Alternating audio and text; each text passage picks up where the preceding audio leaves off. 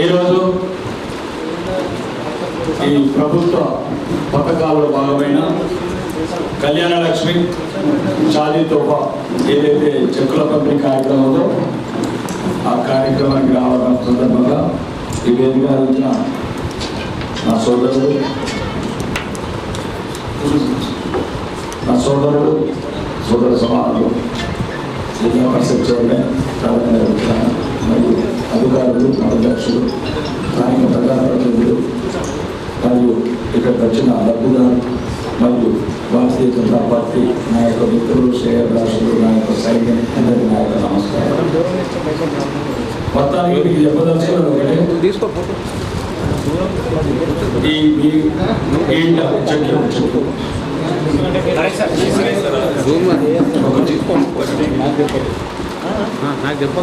ఈ చెక్ ఏదైతే చూస్తున్నారో ఇది మీ డబ్బు, ఇది మీ డబ్బు, ఎవరి డబ్బు? మీ భవిష్యత్ తరాలు మీ పిల్లలను తాకట్టు పెట్టి తెచ్చడం, మీ భవిష్యత్ తాకట్టు పెట్టి తెచ్చడం. కాబట్టి ఈ ఎన్నికలలో నాయకులు, వీధి నాయకులు, గ్రామ నాయకులు కొందరు ఏమంటారంటే మేముంటేనే కళ్యాణ లక్ష్మి వస్తుంది, మేముంటేనే ఆధారం వస్తుంది, మేముంటేనే ఇల్లు వస్తుంది. అదే చెప్తున్నా, అందుకోసమే రాజకీయాలు వచ్చినాయి. ఎవరున్నా ఎవడబ్బ సొమ్ము అనేది ఇది మన అబ్బ సొమ్ము. ప్రభుత్వాలు వస్తాయి, ప్రభుత్వాలు పోతాయి, నాయకులు వస్తారు, నాయకులు పోతారు. ఎవరో ఒక నాయకుడు ఒక పథకం తయారు చేస్తాడు. 1947 ఆగస్టు 15 నుంచి పథకాలు తయారవుతున్నాయి. నాయకులు శాశ్వతం కాదు, ప్రజలు శాశ్వతం. కాబట్టి మీరు ఈ అపోహలు తొలగించుకోండి. ఎన్నికలలో ఎవరైనా చెప్పారనుకోండి మేముంటేనే ఉంది, అది అబద్ధం. ఎవరున్నా ఎవరు లేకున్నా ఆ పథకాలు ఉంటాయి. వ్యక్తులు ఉంటారు, కొంతమంది ముఖ్యమంత్రులు చచ్చిపోతారు, కొంతమంది విధానం చచ్చిపోతారు, పైకి వెళ్తారు. కానీ ఈ ఎవ్వరి మాటలు నమ్మకండి. ఇవ్వచ్చు మీకు ఎలక్షన్లలో మోసం చేస్తారు అమాయకులు. ఇవి మేమే ఇచ్చాము, మేముంటేనే వస్తాయని పథకాలు. ఎవరున్నా, ఎవరు గెలిచినా, ఎవరు గెలకున్నా, ప్రభుత్వాలున్నా, మారిపోయినా, కమ్యూనిస్టులున్నా, కాంగ్రెస్ ఉన్నా, టీఆర్ఎస్ ఉన్నా, బీజేపీ ఉన్నా, ఊళ్ళున్నా ఈ పథకాలు మాత్రం వస్తాయి. రెండు, ఇది మా డబ్బు కాదు, మన డబ్బు.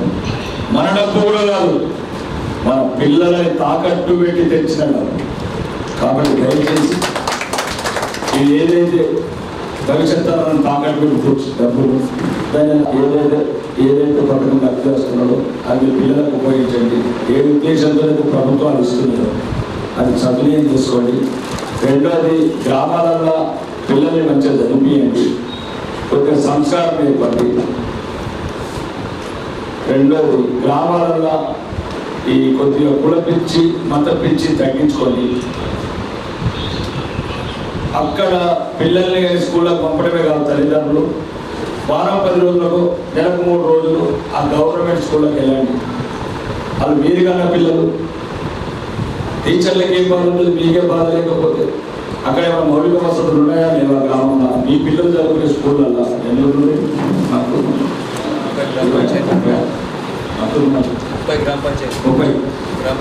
ఈ 30 గ్రామ పంచాయతీలలో నేను ఎక్కడ చూస్తున్నాను, ప్రచురణ చూస్తున్నాను. పిల్లలను స్కూళ్ళలో వెళ్తున్నారు, కానీ పట్టించుకుంటే ఆ పిల్లలకి ఎంత బాధ అవుతుంది, ఏమవుతుంది, అది చదువుతున్నారా లేదా? నిన్న కాక మొన్న పెరిగికి వెళ్ళాము. ఎవరు కట్టాడు, ఎవరు అన్నాడు, ఎవరు చదువు చెప్తున్నాడు, ఎవరు 40 మంది బిడ్డలు, చిన్న బిడ్డలు 6వ తరగతి.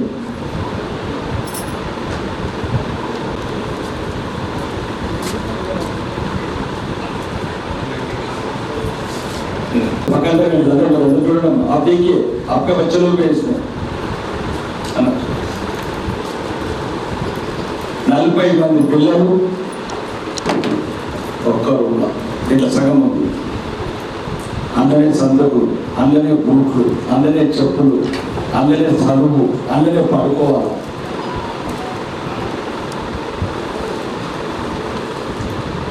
కాబట్టి తల్లిదండ్రులుగా మీరు వెళ్ళాలి, అధికారులుగా మీరు వెళ్ళాలి. ప్రజాప్రతినిధులు ఏమేలా మీకు ఎందుకు చెప్తున్నానంటే ఇంకా ఎవరు అడిగేవాళ్ళు లేకపోతే పట్టించుకోవాలి పేదవాళ్ళని. ఆ సర్పంచ్ అయితే ఏ రకంగా చూసుకుందాం, ఎమ్మెల్యే అయితే ఏ రకంగా చూసుకుందాం, అధికారులు అయితే ఏ రకంగా చూసుకుందాం, ఇది దోసుకుంటే అయిపోతుంది. నలభై మంది పెట్టారు ఒక్కరు ఉన్నా ఇగో ఇంకా అలా సిక్కైంది ఇలా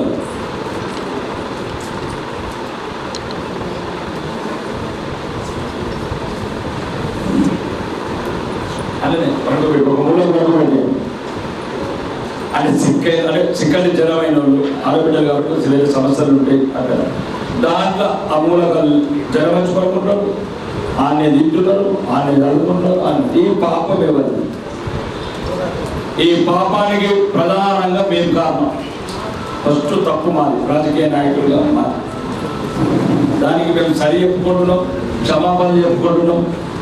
దేవుడు బాగా మంచి బుద్ధి కలిగించాలని కోరుకుంటున్నాం. రెండోది అధికారులు కూడా ఎవరో గారు మీకున్న స్కూళ్ళు ఎంపీడీ గారు అంటే మీరు అధికారులు ప్రజాప్రతినిధులు మీరు కూడా పదవులు రాగానే మనం ఎక్కడ పేదవాడు ఉన్నాడు, పేదవాడు ఎక్కడ ఉన్నాడు? మీ పిల్లలు మా పిల్లలు అందరూ ఏసీ స్కూళ్ళలో చదువుకుంటున్నారు, ఏసీ బంగాళాలు ఉంటున్నారు, ఏసీ కార్లలో చదువుతున్నారు. మీరు ఓట్లు అయితే మన ప్రజాప్రతినిధులు అయినా కాబట్టి దయచేసి ప్రజలలో కూడా తప్పున్నది. మీ పిల్లల్ని మీరు ఎందుకు పోతున్నారు రాష్ట్రాలు? మీ పిల్లల్ని మీరు చూస్తున్నారు ఎందుకు పోతలేదు? ఆడ బాత్రూమ్లు ఉన్నాయా లేవా? ఆడబిడ్డలకి ఇబ్బంది అవుతుందా? లేకపోతే చదువు సరిగా టీచర్లు సరిగా అవుతున్నారు? ఎవరు అందరూ జీతాలు తీసుకుంటున్నారు, మీ డబ్బులేదు. ఒక్కొక్కరు ₹1,00,000 జీతం. ఆ బిడ్డను తాగబెట్టి తీసుకొచ్చాను, ఆ బిడ్డను తాగబెట్టి తీసుకొచ్చాను. భవిష్యత్తు రావాలి అప్పు తీసుకొని ఆ బిడ్డకు మంచి చదువు అందుతున్నది లేదా? ఆ బిడ్డకు మంచి అన్నం దొరుకుతున్నదా లేదా? ఆ బిడ్డకు మంచి బట్టలు ఉన్నాయా లేవా? ఆ బిడ్డ ఆడుకుంటున్నదా లేదా? ఆ బిడ్డ ఆరోగ్యంగా వెలుగుతున్నదా లేదా? ఇవన్నీ ఆలోచించాలి. కాబట్టి చెక్కులు వచ్చినాయి తీసుకపోయినాం, ఎవడో ఇచ్చిండు ఎవడో తెచ్చినాం కాకుండా ఈ డబ్బులు ఎవరే కావు, మన అందరి డబ్బులు ఈ డబ్బులు. అది మైండ్లో ఉంటే తీసేయండి. ఏ గవర్నమెంట్ ఎవడెవరో సొమ్ము కాదు. ఇది ప్రజల పన్నులు కట్టి ప్రజల మీద అప్పులు తీసుకొచ్చి చేస్తున్నాం. ఇది రాకేష్ రెడ్డి సొమ్ము కాదు, రేవంత్ రెడ్డి సొమ్ము కాదు, కేసీఆర్ సొమ్ము కాదు. మీరు ప్రజల జ్ఞానం వచ్చిన రోజుల్లో మేము ముందుకు వెళ్తున్నాం. మా ఊళ్ళు దగ్గర పెట్టుకుంటాం. మీరు అడగాలని వదిలితే తయారై ఉంటాం. నేను ఎందుకు చెప్తున్నా ఏంటంటే ప్రత్యేకంగా చెప్పడానికి కారణం ఏంటంటే ఈ పథకాల మీద ప్రజల మీద బాగా ప్రభావం చూపిస్తున్నాం. ప్రభుత్వ పథకాలు నేను చిన్నప్పటి నుంచి చూస్తున్నాం. మేముంటేనే వస్తాయి. ఇవి మేమే తెచ్చినాం, మా ఇంటికి వెళ్ళి పెట్టుకున్నాం. ఓడి దగ్గర పెట్టారు. అలా మిమ్మల్ని అమాయకత్వం నాశనం చేసుకుని ఎన్నికల సమయం ఏమంటే మేము లేకపోతే మొత్తం మీ పెన్షన్లు ఆగిపోతాయి, మీ ఇల్లు రావు, మీ జాతితో పడాలి, ఇవి రావు. ఇప్పుడు వచ్చినాయి కదా గవర్నమెంట్ బాగానే వచ్చినాయి. రేపు రాకేష్ రెడ్డి ఎవరు వస్తాయి? రాకేష్ రెడ్డి గారు, దేవర్ రెడ్డి, దాతయ్య గారు ఎవరు వచ్చినా దీనికి సంబంధం లేదు. మేము మంచి మనుషులం అయితే 5 ఏళ్ళ తర్వాత మంచిగా పనిచేస్తే ఎట్లయితే జీతగాడు ఊళ్ళో ఉన్నాయా వ్యవసాయ ప్రాంతం కదా, తోటలలో మన వ్యవసాయ జీతగాళ్ళు ఉంటారు చూడు. ఈ సంవత్సరం జీతం మంచిగా చేస్తే మరి నెక్స్ట్ ఇయర్ రిన్యూవల్ చేస్తారు.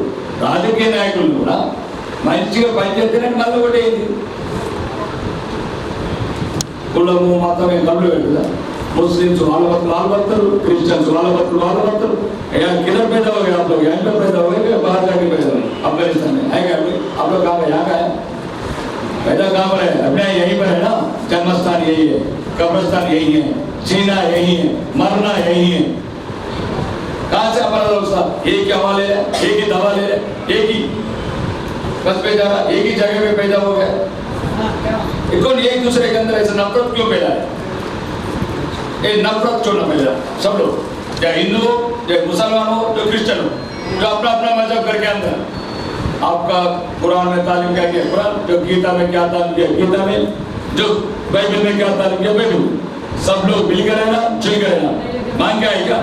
गोरबराचन मामा मुस्लिम लोग गोरबराचन डाले, हिंदू लोग अड़िना देव देव अड़िना मामा रोटी अड़िना, क्रिश्चियन अड़िना अड़ेगा जो बदल जो ऊपर का उसका तो जैसा जहाँ पर पैदा होने के, लेकिन हम सब एक ही है। कुछ किस्मत वाले हैं, कुछ किस्मत वाले एक जगह में पैदा हो गए, एक जगह का आली सागर का पानी पी रहा, एक जगह का हवा ले रहे, जो सांस ले रहे ना हवा सांस दिख रही नहीं, लेकिन इसको क्या बोलते हैं? कुल तो एक ही है, नफरत छोड़ना पहले। एक दूसरे को नफरत छोड़ना। नफरत क्यों करेगा नहीं? तो नफरत अफगानिस्तान में मुस्लिम को मार दे रहे, पाकिस्तान में मस्जिदों में मार डाल रहे। ये नफरत हर जगह में नफरत है। लेकिन अपन का खुशकिस्मती क्या है? अपन एक ही गाँव में पैदा हो गए, एक ही जगह पे पैदा हो गए, एक खानदान का जैसे, एक परिवार का जैसे। आज सो आपको परसों से एक औरत आया, पूछीना जुईना रो रहे हो, मेरे क्या सो है क्या मतलब देने को भाषण आया था। क्रिकेट में जाके जैसे आप जैसे लोग 20-25 लाख माँ बहन लोग आके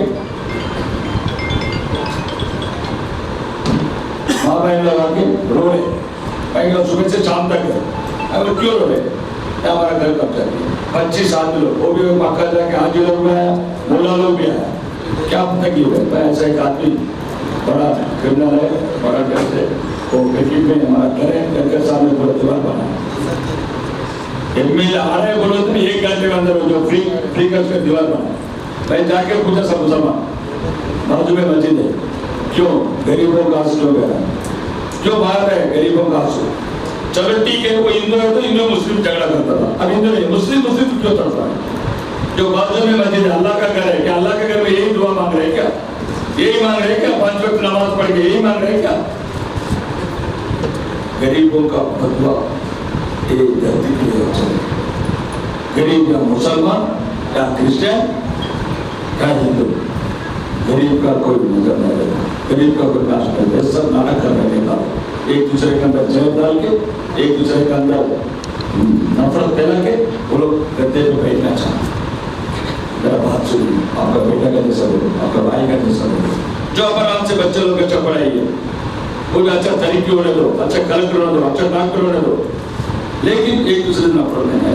और गवर्नमेंट అంటే కూడా దయచేసి అన్ని చేయదు, అన్ని ఇవ్వదు, ప్రతి ఒక్కరు కూడా గవర్నమెంట్ ఎక్కువ ఆధారపడితే గవర్నమెంట్ ఆల్రెడీ అప్రూవల్ అయిపోయింది, ఏం చేయదు. ఏమన్నా చెప్తే మళ్ళీ ఇంకోటి కొట్టాలి, ఇంకోటి పెట్టాలి. కాబట్టి మీకు ఉన్నంతలో మంచి పిల్లలు చదివించుకోండి. గ్రామాలలో గ్రామ పంచాయతీ కావచ్చు, రోడ్లు కావచ్చు, డ్రైనేజీలు కావచ్చు, లేకపోతే వైకుంఠ ధామాలు కావచ్చు, కబ్రస్థానం ఏదైనా ఇలాంటి చేసుకోండి. ఇవన్నీ మనకు అవసరం పడితే పల్లెల ఉండేళ్లకు హాస్పిటల్ అండ్ ఇల్లు, పేదలకు ఇల్లు కూడా వస్తుంది. ఈ అందరి ఆశీస్సులతో ఈ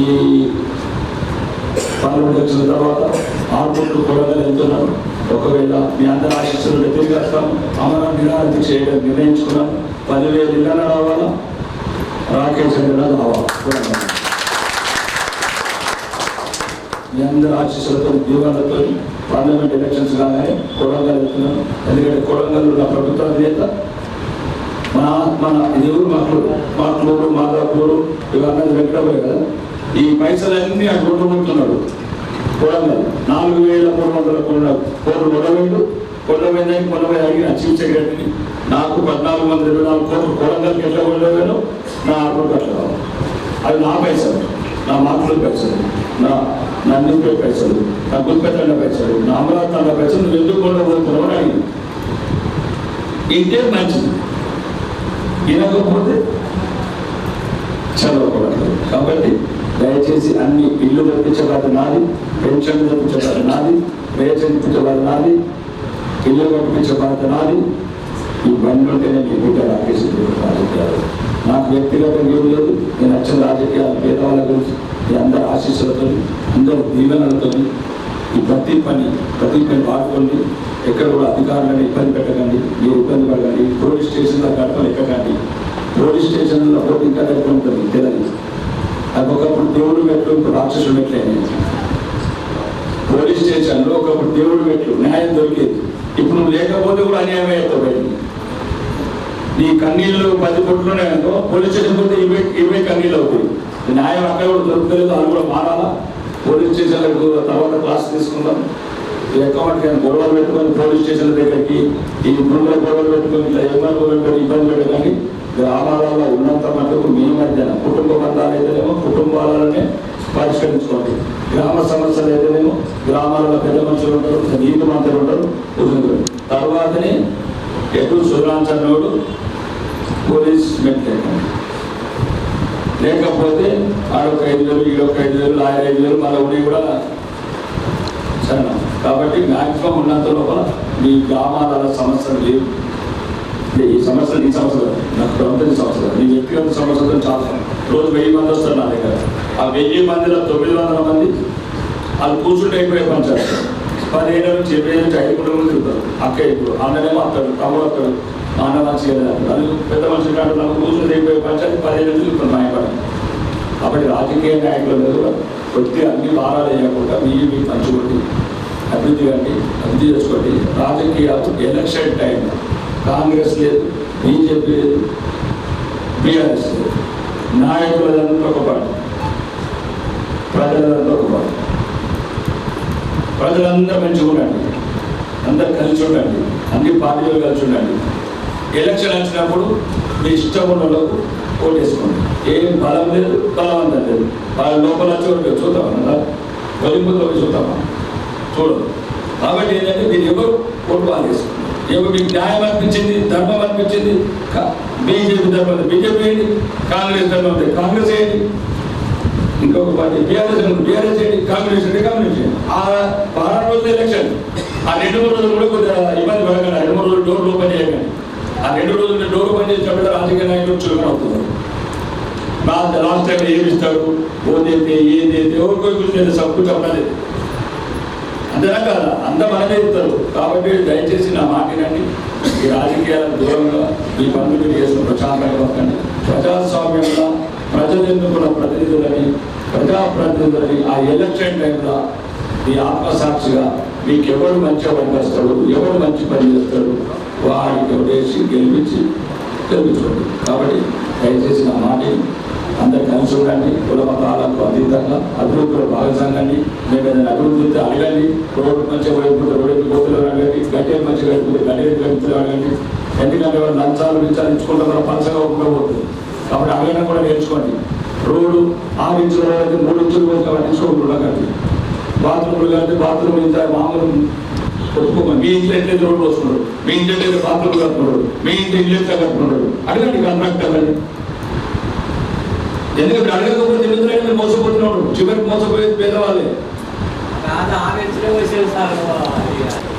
నాతో పాటు విద్యార్థిగా చేసినటువంటి మిత్రులు, Armoor constituency MLA ID Rakesh గారు, అట్లాగే స్థానిక ఎంపీటీసీ సోదరులు వెంకటేశ్వరరావు గారు, వైస్ ఎంపీపీ సుజాత సుధాకర్ గారు, మా మాజీ జడ్పీటీసీ పీసింగ్ గారు, ఎన్డీఓ గారు, చాలామంది ముందున్న సోదరులు, బెనిఫిషియర్స్, ప్రెస్ అండ్ మీడియా సోదరులు అందరికీ నాలుగు కప్పుకొని వచ్చిన సోదరులందరికీ పేరు పేరున శుభాకాంక్షలు తెలియజేస్తూ, మరి ఎమ్మెల్యే గారు అన్నారు, చైర్మన్ గారు మీది వెంకటాపురండి. ఓకే, నేను చెప్పేది ఏంటంటే ఎమ్మెల్యే గారిది ఒక అంకాపూర్ కాదు, ఆర్మూర్ కాన్స్టిట్యూన్సీకి ఎమ్మెల్యే. అట్లాగే జడ్పీ చైర్మన్ అంటే ఒక వెంకటాపూర్ కాదు, నిజామాబాద్ జిల్లాకే జడ్పీ చైర్మన్, డిప్యూటీ క్యాబినెట్ గారు. నేను మా ఎమ్మెల్యే గారు కూడా కోరేది ఏంటంటే గతంలో ఇట్లా జరిగితేనే ఆ డిస్టర్బెన్స్ అయింది. మీరు సభ్యులు, నేను కూడా మీతో పాటు సభ్యులు కాబట్టి ఈ మండలు జనాలందరూ పార్టీలకు అతీతంగా నన్ను ఏకగ్రీవంగా జడ్పీటీసీగా ఎన్నుకున్నారు. వారందరికీ ధన్యవాదాలు తెలియజేస్తా ఉన్నాను. ఇప్పుడు ఎమ్మెల్యే చెప్పిన దాంట్లో సారాంశాలు అంతా ఒకటే, ఏంటంటే మనము పార్టీలు పక్కన పెట్టాలా. నేను కూడా ఏ మీటింగ్ ఏ సమాచారం ఎక్కడైనా చెప్తాను, పార్టీలు పక్కన పెట్టి మనం అభివృద్ధి కార్యక్రమాల్లో మనమందరం కలిసి మన గ్రామాలు అభివృద్ధి చేసుకోవాలి. తర్వాత ఎన్నికలు వచ్చినాక పార్టీలు అని చెప్పడం జరుగుతుంది. ఇద్దరు మెంటాలిటీ ఒకటి. మరి నేనుంటే నాణ్యత, మీరుంటే ఇంకో 4 ఏళ్ళ 10 ఏళ్ళు. కాబట్టి ఈ గతంలో జరగకుండా ఒక మంచి వ్యక్తిగా, ఒక సాంప్రదాయం ఉన్న ఒక ఎమ్మెల్యేగా మీరు ఖచ్చితంగా ఈ ఆర్మూర్ కాన్స్టిట్యూన్సీని రాష్ట్రంలోనే నంబర్ 1గా తీర్చిదిద్దుతారని నేను కూడా అవన్నీ పక్కన పెట్టా పార్టీలకు అతీతంగా సపోర్ట్ చేస్తాను. ఎందుకంటే మీరు చూశారు గతంలో వికసిత్ భారత్ సంకల్ప యాత్ర అంటే చాలా మంది అన్నారు అది బీజేపీకి సంబంధించిందని చెప్పి. నేను అట్లా భావించలేదు.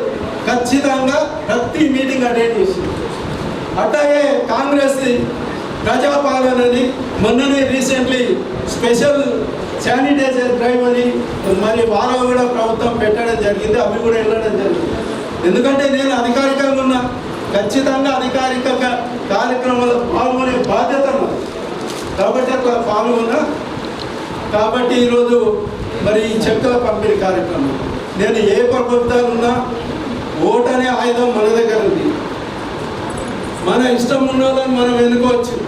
అది ఎన్నికలనే తర్వాత కలిసి పనిచేసుకుందాం. కాబట్టి నేను కోరేది ఏంటంటే కేంద్రంలో బీజేపీ ప్రభుత్వం ఉన్నా, రాష్ట్రంలో కాంగ్రెస్ ప్రభుత్వం ఉన్నా, బీఆర్ఎస్ ప్రభుత్వం గతంలో ఉన్నా ప్రభుత్వాల పక్కన పెట్టండి. ఏదైతే ప్రజలకు ఉపయోగపడే మంచి కార్యక్రమాలు ఉన్నాయో ఆ కార్యక్రమాలను కంటిన్యూ చేయండి. కేంద్ర ప్రభుత్వం అయినా రాష్ట్ర ప్రభుత్వం అయినా ఏదైతే ప్రజలకు ఉపయోగపడని కార్యక్రమాలను రద్దు చేయండి. కొత్త కార్యక్రమం ప్రజలకు ఏదైతే ఉపయోగపడతాయో తీసుకురండి అని నేను రెండు ప్రభుత్వాలను కోరుతున్నాను. రెండు ప్రభుత్వాల ఇక్కడ ఉన్నారు, మేము ప్రభుత్వం లేదు, ప్రభుత్వం లేకున్నా నేను ఉన్నట్టే. ఎందుకంటే నేను అందరితో కలిసి ఉండే వ్యక్తిని కాబట్టి మరి అక్కడ చెప్తూ మరి మొన్ననే 15-20 రోజుల కింద 33 మందికి కళ్యాణ లక్ష్మి షాదీ ముబారక్ చెక్కులు కూడా పంచడం జరిగింది. ఇప్పుడు కూడా 19 మందికి 19,02,204 రూపాయల చెక్కులు డబ్బు ఇక్కడ పంపిణీ జరుగుతుంది. మరి గతంలో జరగలే. గతంలో చెక్కుల పంపిణీ కార్యక్రమం అంటే మరి ఇప్పుడు 10-15 రోజులు అంటే ఒక సంవత్సరం తర్వాత అది వచ్చి కూడా లాభం లేదు. నేను కూడా ఎమ్మెల్యే గారికి కోరేది ఏంటంటే ఇమ్మీడియట్ మీరు వచ్చి నుంచి మొన్న 15-20 రోజుల కింద వచ్చినాం, మళ్ళీ ఇప్పుడు వస్తున్నాం. వెంటనే ఏ చెక్కులైనా మళ్ళీ 124 చెక్కులు వచ్చినాయి, మళ్ళీ 10 రోజులు పెట్టుకున్నాం. ఎందుకంటే టైం ఎక్కువ తీసుకోవద్దు. బెనిఫిషియర్స్కి ఎవరైతే ఉన్నారో వాళ్ళకి ఇన్ టైం ఇస్తే ఉపయోగపడేట్టు అవుతుంది. కాబట్టి మనం ఆ పని చేయాలని చెప్తూ, ఏ స్టేట్ ఫార్వర్డ్ అంటే నా దగ్గర స్టేట్ ఫార్వర్డ్ ఉన్నాడు. పార్టీ కార్యక్రమాలు కూడా ఇలా అలా ప్రైమ్ మినిస్టర్ హైదరాబాద్ వచ్చారు. ప్రైమ్ మినిస్టర్ అంటే అందరికీ ప్రైమ్ మినిస్టర్. మీ అందరికీ ధన్యవాదాలు తెలియజేస్తూ, ఇంకోటి ఏంటంటే నేను ఎమ్మెల్యే గారిని కోరేది బయట కాన్స్టిట్యూన్సీల విషయం పక్కన పెట్టండి. ఇది మన సొంత కాన్స్టిట్యూన్సీ. మన సొంత కాన్స్టిట్యూన్సీ మనము మీరు కానీ నేను కానీ అన్నదమ్ముల లెక్క కలిసి ఉంటేనే కాన్స్టిట్యూన్సీ డెవలప్ చేయాలి. కాబట్టి మీరు పెట్టే ప్రోగ్రాం కూడా నాకు ఇన్ఫర్మేషన్ ఇవ్వండి, నేను పెట్టే. మరి మరొకసారి ఏదైతే మన సోదరులు సోదరులు ఉన్నారు దీంట్లో నేను చూసాను చాలా 19లో 15-16 మనం ముస్లిం సోదరులకి వచ్చినాయి షాదీ ముబారక్ చెప్పులు, 2-3కి వీళ్ళకి వచ్చినాయి. వాళ్ళందరికీ బెనిఫిషియర్స్ అందరికీ ఈ సందర్భంగా ధన్యవాదాలు, కృతజ్ఞతలు, శుభాకాంక్షలు తెలియజేస్తూ